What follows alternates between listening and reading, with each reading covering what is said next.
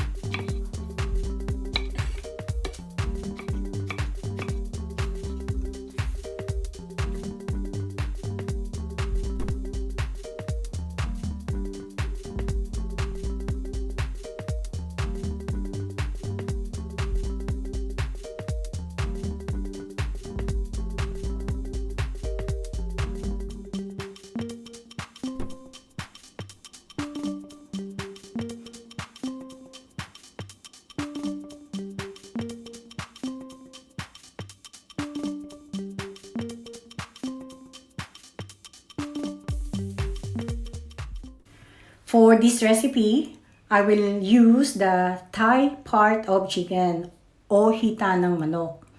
The meat is very tender and juicy. So let's wash this chicken.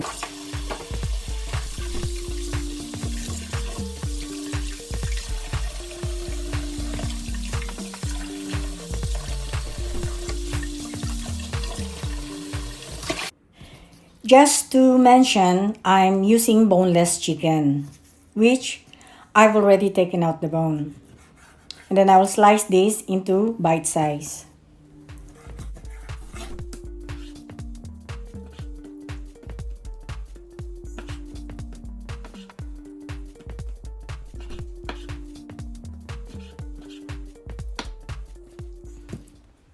Let's add the marinating ingredients here in our chicken. I just add Chinese cooking wine, black pepper, salt, garlic powder, and cornstarch. Mix this well to combine everything or till the chicken are coated with cornstarch. I think this is ready. We can start cooking. Heat up 3 to 4 tablespoons of oil. I will lay the chicken one by one because cornstarch is quite sticky and the chicken will tend to stick together. Just cook the chicken till it becomes nice golden brown. This is ready and we'll cook the rest of the chicken. Just the same, I'll wait for the chicken to get cooked, then I'll move on to the next. I would like to thank the people who subscribe and watching my videos. Thank you very much for the support. Maraming salamat po. And I think the chicken is ready. So magpainit ulit tayo ng mantika. I will saute ginger, garlic, and onion. I will cook the onion a little bit. I'm going to add dried chili, red and green bell pepper,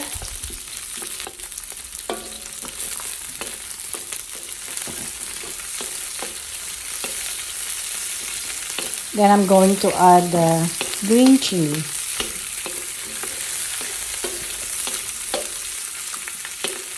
I'll keep stir frying these veggies. And I think it's time to add the chicken and the seasoning. So chicken, soy sauce, then ketchup, then we'll add the chili paste or sambal.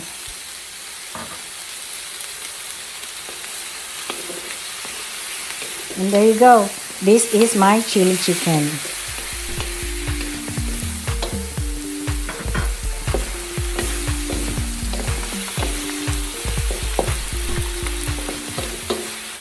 Please check for the measurements of ingredients in the description box.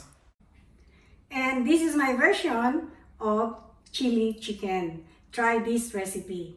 Again, please don't forget to subscribe. Just tap the subscribers button below. And you have a good day.